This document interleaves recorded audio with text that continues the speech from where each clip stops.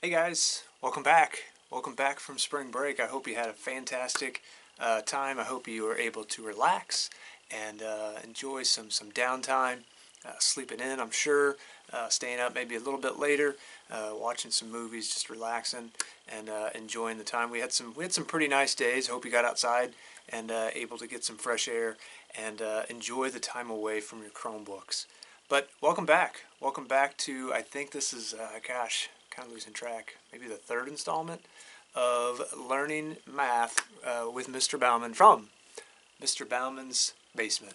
Move the chair again. You got a little bit different background, and we're going to get right into it. So I've got my tools, my resources, got my whiteboard, got my marker, got my magic eraser, borrowing Annie's calculator, and of course, got my nice warm. This actually is pretty warm today. Nice warm cup of Joe, you might say.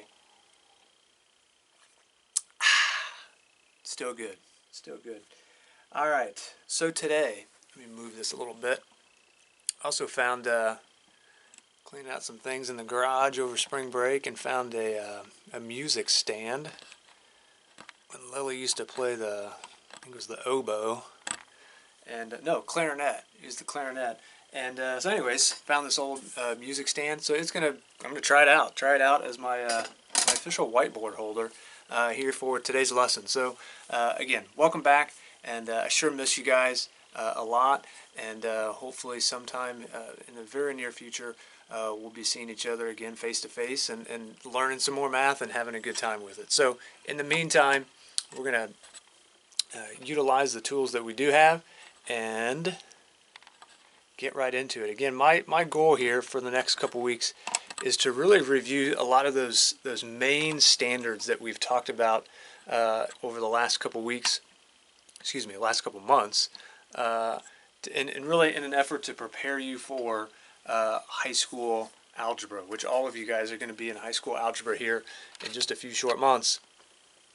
So what I'd like to do in these YouTube videos is really kind of drive home those main standards and to best prepare you for that first day of algebra. So as you write this, if you need to pause the video and go find your notebook, a pencil, probably going to be using a calculator today as well. So if you have one, as you write this title and objective, you might want to grab your calculator as well. If you don't, just use your Chromebook. Use the Google calculator, and that'll be just fine. So we're going to review solving multi-step equations here today. Again, if at any point you need to pause the video to get down this title and objective, our objective then is to be able to isolate, big word in math over the last couple of years, isolate a variable in a multi-step equation. So again, if you need to pause the video, go ahead and do so. I'm going to set this back over here. Actually, I need to erase first. And we're going to jump right into an example. And as I go through this example, I'm going to review the steps with you and talk about these main steps in order to isolate this variable on one side of the equation. Obviously, when you get into high school, the equations will get more and more complicated, involve multiple variables, but for today, really most of 7th and 8th grade math is one variable, isolating that variable to try to figure out its value. And once you have its value, you can determine whether it's true or not by plugging it back into the equation, and you should get a true equation, something that is balanced, the left side and the right side are equal to each other. So we're going to talk about how to check the value of your variable here in a few minutes. But let's start with this one. Let's go, and again, the directions for these equations would be solve, not simplify. Simplify just means to put it in a different form or a different, have a different look to retain its value. We're not simplifying. We're solving. So we're trying to figure out what's the value of the unknown. Let's go negative 3n plus 7n minus 15 plus 8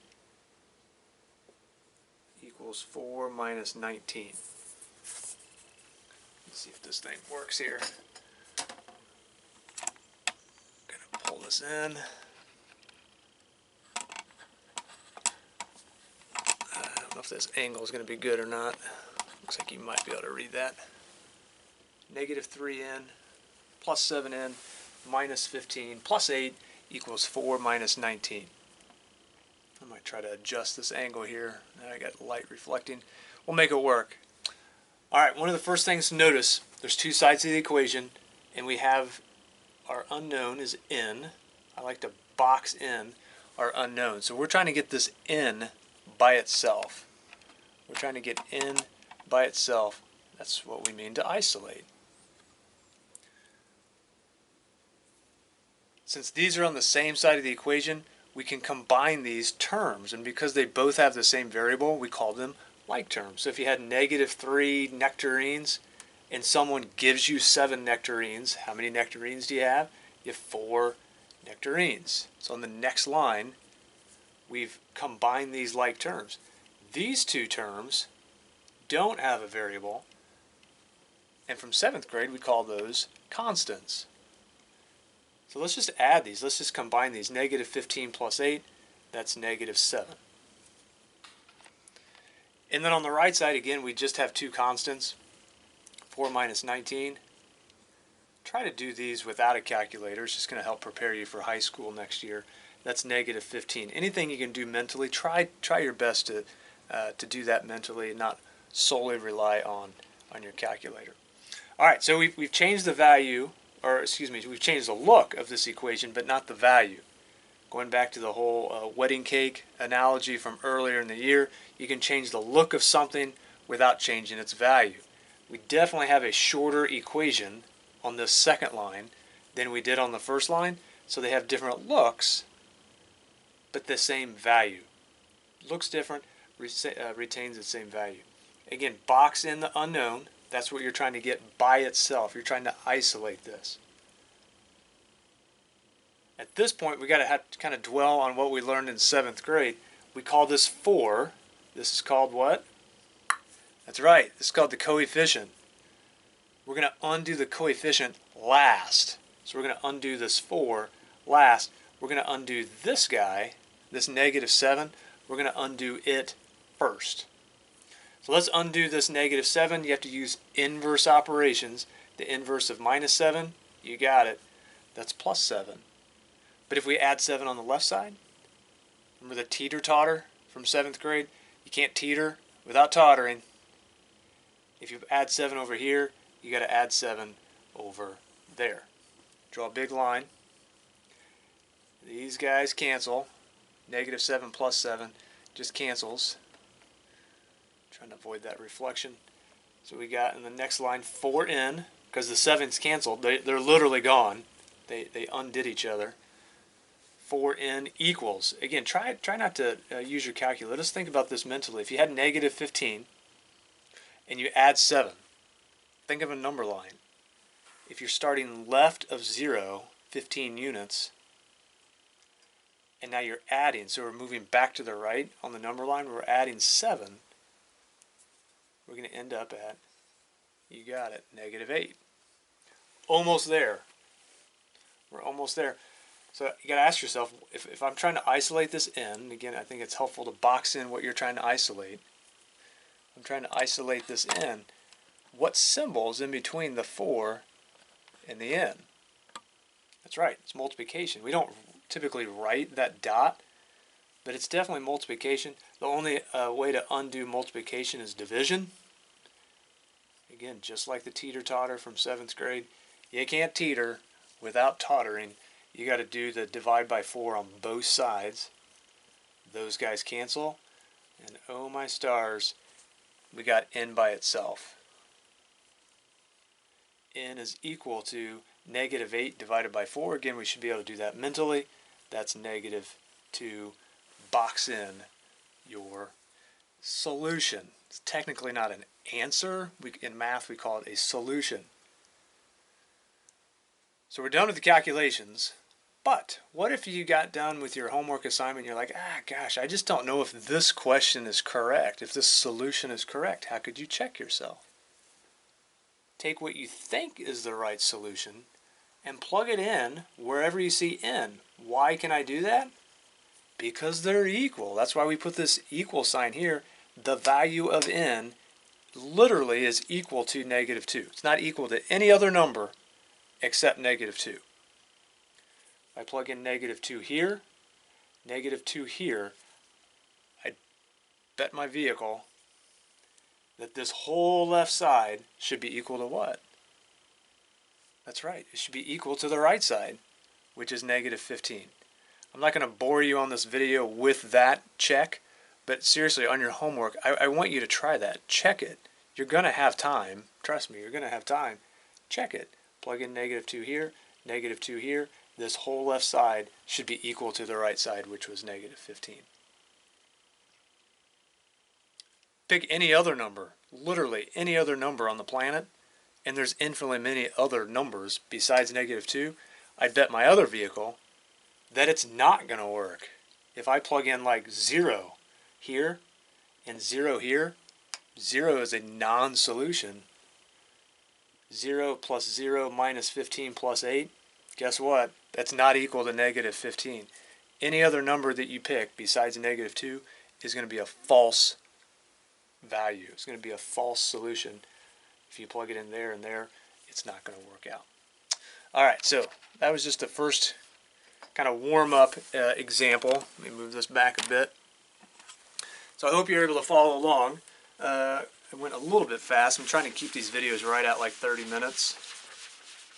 Try not to go over. I think I've been talking for about 5 or 6 already.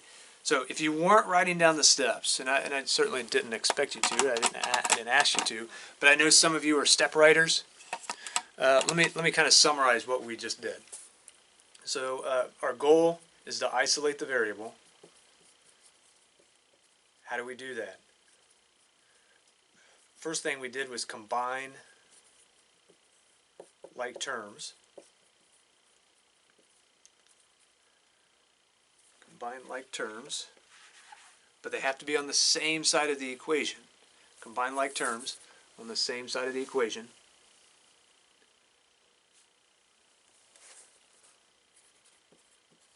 Go ahead and write that on the same side. Isolate the variable is our goal. Combine like terms on the same side of the equation. And then at that point, we're going to use inverse operations. We actually did that a couple times. Use inverse operations. Add undoes subtraction. Multiplication undoes division. When you get into high school, you're also going to look at square and square root. We did a little bit of it about a month or so ago. Square and square root undo each other. But for now, these are the main hitters. Add undoes subtract. Multiply undoes division, and vice versa.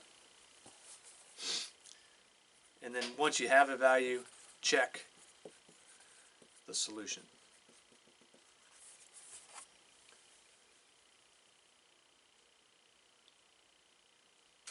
Alright, so again, if you need to pause the video, hold it up one more time. If you need to pause the video, go ahead and do so now so you can get these 4 steps into your notes.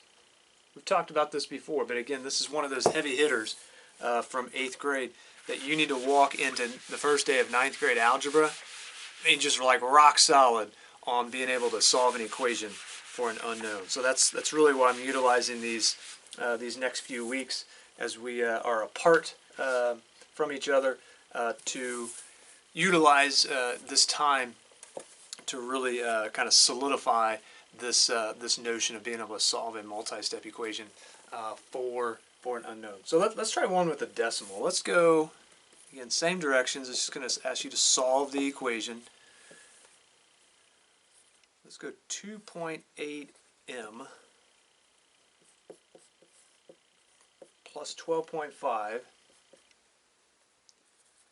equals 0.3m.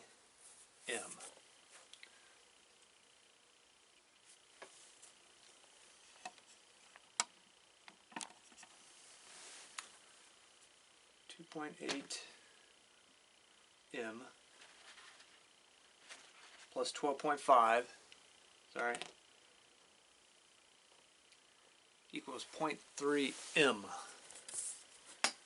All right. Next step, take a drink of coffee.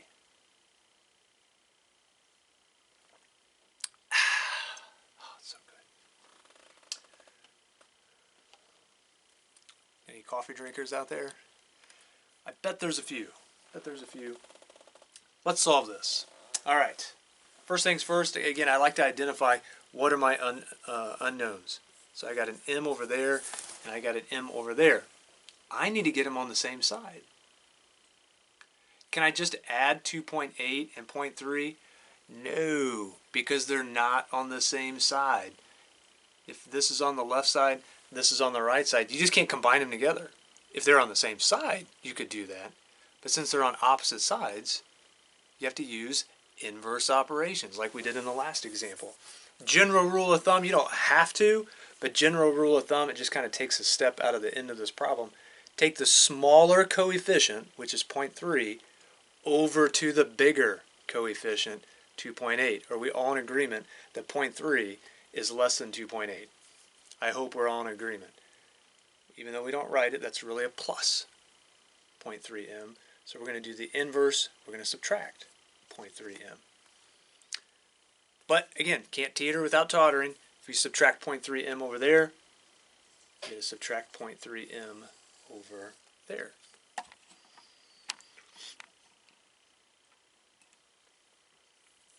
These guys are gone. If you had 0.3 melons and you take away 0.3 melons, guess what you got? You got 0 melons, right? So this is just 0. I don't need to put 0m. It's an unnecessary thing to write. 0 times anything is just 0. If you had 2.8 melons, someone takes away 0.3 of the melons, then you got 2.5 melons plus 12.5. Getting closer. Definitely shrunk the equation. Definitely changed the look of the equation. But what did we not change? We didn't change its value.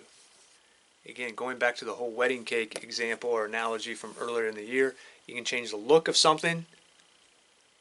These two equations are definitely looking different, but they have the same value. All right, we want to get m by itself. We're almost there. We just got to undo the constant first. The constant here is 12.5. Why? Why is this the constant? It doesn't have a variable next to it. So let's undo it next. Starting to run out of space. I'm going to write a little bit smaller. Those guys cancel. And we get 2.5m equals negative 12.5.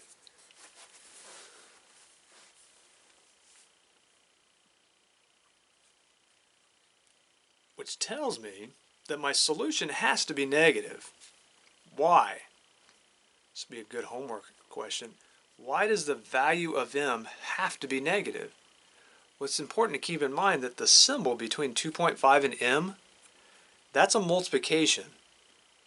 We don't usually write the dot, but that's technically multiplication. If I have a positive times m and I get a product that's negative, that tells me, logic tells me that m, therefore, has to be a negative factor because my product is negative. A positive times a negative has to be a negative. If this had been positive, this value of m was positive, that would have made the product positive. All right, so we got to undo the multiplication. A lot of you probably have already done that by division. So we're going to divide by 2.5. 2.5's cancel. That's from 6th or 7th grade. So the value of m is equal to negative, which we talked about why, negative. Now ask yourself, how many times is 2.5 going to 12.5? This one's a little bit trickier because it's a decimal. Think of money. This is $2.50.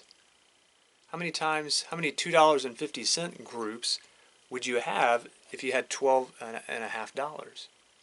Well, think of how many times 2.5 goes into 5. It goes in twice, right? So 2.5 must go into 10 4 times with an extra 2.5 left over. So this has to be 5, technically negative 5. If you weren't able to follow kind of that mental train of thought,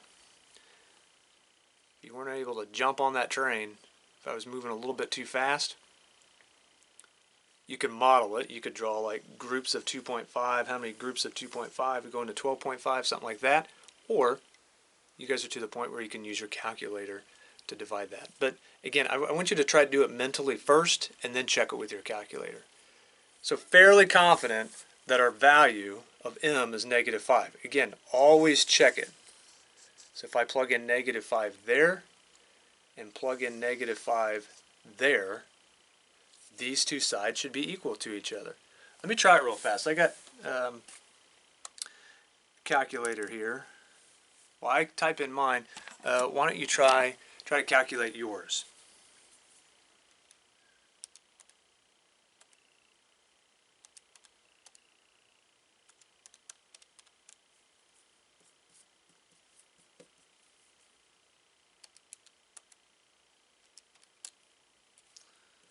Oh my stars. I plugged in negative 5 on the left side. I plugged in negative 5 on the right side, and both of them had a value of negative 1.5. That's not the solution. That's the value of this left side and the value of the right side when I plugged in my solution. My solution is negative 5. But this work up here that I did on my calculator verifies or justifies that that is the value of this equation. Pick any other number. Pick your favorite number, whatever your favorite number happens to be. I bet it's not negative 5. Maybe it is. Who am I to judge, right? But pick your favorite number. Plug it in for m here. Plug it in for m over here. I bet you get a left side and a right side that are not equal. Awesome. All right. Again, I have no clue how long I've been talking. Some of you are probably timing me. I bet you are. I hope you're still awake. Let's do one more. Let's do everyone's favorite. Let's do a fraction. And let's do 3 fractions. I'm feeling a little crazy right now. Let's try a fraction, but first, you guessed it. Gotta get a drink of coffee. If you need to pause and get your own coffee, or hot chocolate, or orange juice, or whatever it is that quenches your thirst while you do math, you do that as I write down this problem.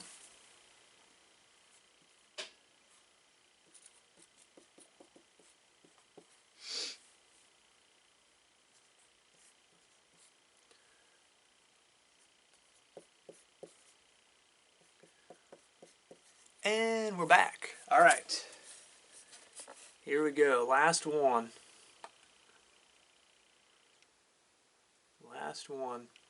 Wow. That's some serious funkiness going on there. The funk factor is high. We got a over 4 minus 5/6 equals negative a half. Sheesh. This is definitely some complexity that you're going to see in high school. There's the unknown. There's my a. That's what I'm trying to get by itself. So I got a whole bunch of things to undo in order to get there. Let me show you the long way first. And then I'm going to show you the shortcut. All right? So kind of the longer approach to doing this would be to get rid of this constant. It just happens to be a fraction. Get rid of this constant first, then undo this 4 last. All right, so let's try that. You're going to see pretty quickly why this is kind of the longer method. So I added 5/6, again, because I'm trying to undo the minus. Those cancel. So far, this is pretty straightforward. On the left side, I get a over 4. Here's where the funkiness comes into play. Now I have negative a half. It's kind of funky. Plus 5/6. A lot of you right now are probably picking up your calculator. don't do it yet. Okay, let's try to do this just kind of old school math. Let's find a common denominator for 2 and 6 would be what? You got it. It would be 6. So let's set up some equivalent fractions. Obviously the bottom one doesn't change because it already has 6 as a denominator. What would the top of this one be? Multiply 2 by what to get 6? That's right, it's 3. So multiply the top by 3 and I get negative 3/6. Negative 3/6 plus 5/6, I get 2/6.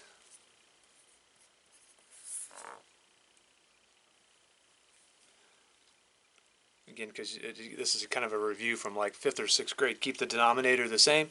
Add the tops. Negative 3 plus 5, that's 2. But always reduce your fraction to 6 would be 1/3. So we got a over 4 equals 1 over 3. This is a proportion. This is what we did in 7th grade. But I think we can do it a little bit faster. Let's undo this division. The only way to undo division, you got it, is to multiply. Very good. Multiply by 4. 4's cancel. And we get a is equal to 4/3. Wowzer. That's a good looking board. If boards had looks, this would be good looking. That's an N apostrophe. That's a drop in G's right there. That's a good looking board. But that was a lot. That was a lot. Let me show you a little shortcut. And this is actually something that you're going to be doing a lot in high school. But it's not too early to begin looking at some of these shortcuts, because you now have the foundation, the math foundation to utilize these shortcuts to really cut down the amount of time that it takes you to do these problems. All right. I got to rewrite the problem again. Hold on just one second.